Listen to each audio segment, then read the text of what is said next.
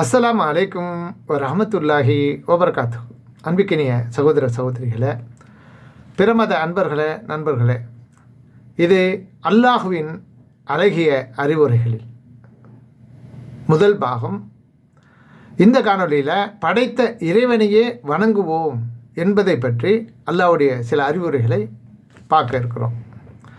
இதில் 43வது அத்தியாயம் 45வது வசனத்தில் அல்லாஹ் ரப்புல் ஆலமீன் படைத்தவன் சொல்லி காட்டுகிறான், அளவற்ற அருளாளனை தவிர வணங்கப்படும் கடவுள்களை நாம் ஆக்கியுள்ளோமா என்று உமக்கு முன் நாம் அனுப்பிய தூதர்களிடம் கேட்பீராக என்று அல்லாஹ் ரப்புல் ஆலமீன் நபிகள் நாயகம் ஸல்லல்லாஹு அலைஹி வஸல்லம் அவர்களுக்கு இந்த செய்தியை அறிவுறுத்துகிறான். அதன் மூலமாக நமக்கும் எடுத்து சொல்கிறான்.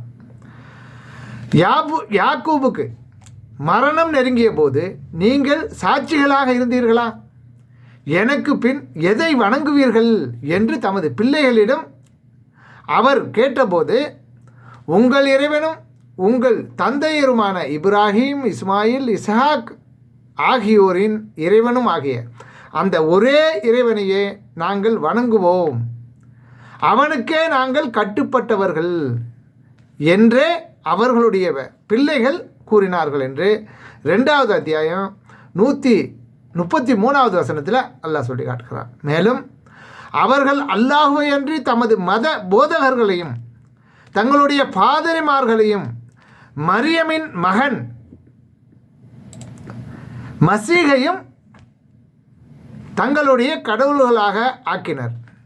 ஒரே கடவுளை வணங்குமாறு தான் அவர்கள் கட்டளையிடப்பட்டுள்ளார்கள். அவனை தவிர வணக்கத்துக்குரியவன் வேறு யாரும் இல்லை.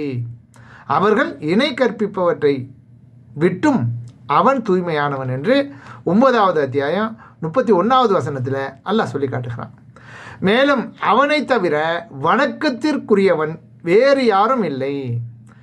அவன்தான் உயிர்ப்பிக்கிறான், அவன்தான் மரணிக்க செய்கிறான், அவன் உங்கள் இறைவனும் உங்களுடைய முந்தைய உங்கள் முன்னோர்களின் இறைவனும் ஆவான் என்றும் அல்லாஹ் ரப்புல் ஆலமீன் 44வது வசனத்தில் 8வது வசனத்தில் சொல்லி காட்டுகிறான்.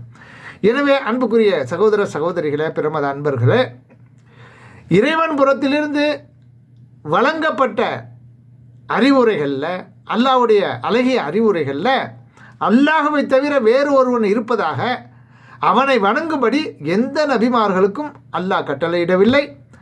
எந்த ஒரு இறை தூதர்களும் தங்களுடைய வழித்தோன்றல்களுக்கு அவ்வாறு வலியுறுத்தவும் இல்லை என்பதை இந்த காணொலியின் மூலமாக, இந்த அல்லாஹ்வின் அறிவுரையின் மூலமாக அறிந்து கொள்கிறோம்.